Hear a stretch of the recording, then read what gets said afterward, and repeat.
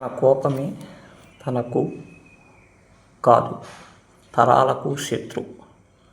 కోపం రెండు అక్షరాల చిన్నమాటే కానీ జీవితాలతో సర్వనాశనం చేయగల శక్తి దానికి ఉంది.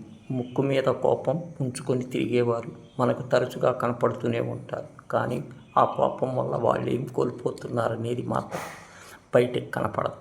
మనిషి జయించవలసిన 6 చెడు లక్షణాల్లో కోపం ఒకటి. అది భయంకరమైన శత్రువు. అతిపెద్దకరమైన మానసిక వైకల్యం. చూశారు. నాకు కొంచెం ప్రథమ కోపం అంటే గణించి ఖండ్యం అంటాడు. కన్యాశుల్కంలో అగ్నిహోత్రాల్లో భార్య నెత్తిన పెరుగన్నము బోర్లించే కోపం. బక్కగా నొక్క కొడుకు పెయ్యి కట్టుతో వీపు సాపు చేసే అంత కోపం.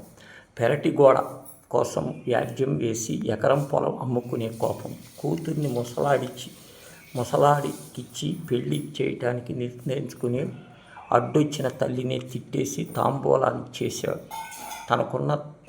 తనకు చావండి అనే అంత మూర్ఖత్వం కలిగిన కోపం అతడి.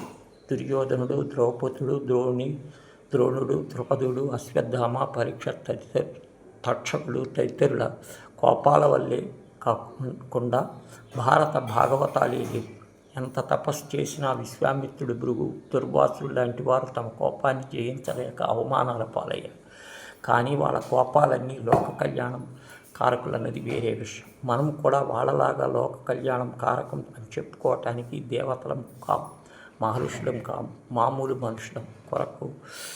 కొర చూపులు, చొరకత్తులు లాంటి మాటలు, మూతి విరుపులు, కోపతాపాలు, ప్రతిరూపాలైన చేష్టలు, లేని కాపురాలు, స్నేహాలు ఉండవంటే అతిశయోక్తి కాదు. ఇటువంటి చిరు కోపతాపాలు ప్రమాదకరం కావు. కానీ బంధాలు పూర్తిగా పీటలు వాల్చే అనాలోచిత ఆగ్రహ ప్రదర్శనలు ఖచ్చితంగా నియంత్రించుకోవాలి. కోపం తగ్గాలంటే అద్దం ముందు నిలబడి నచ్చిన వాళ్ళని గట్టిగా తిట్టేసుకుని చెబుతారు. వ్యక్తిత్వ వికాస నిపుణుడు క్రోధో నాశయతి కేవలాత్మాత్మతో దేహం ప్రావ్యహంతి విభుదానసి పూజనీయాస్తస్మాత్ సముద్ధత పరధామ వేక్ష్య మౌనం సేవితే బుద్ధిమతాం ప్రథమో ఇది.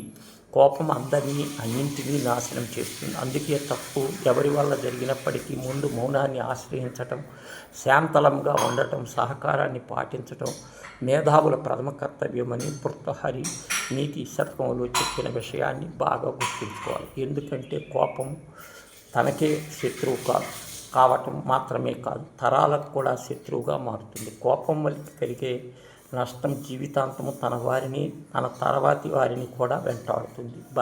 అనుబంధాలను అన్నింటినీ చెడగొడుతుంది. కోపం తగ్గిన తర్వాత క్షమాపణ చెప్పినా చాలాసార్లు ముక్కలైన మనస్సులు బంధాలై తిరిగిపోవచ్చు. చీటికి మాటికి కోపం తెచ్చుకుని దానివల్ల జీవితాంతం వేదన పడే బదులు ముందుగానే దాని నిగ్రహం మరి సంకెళ్ళు వేయటం అందరికీ శ్రేయోదాయకం కదా.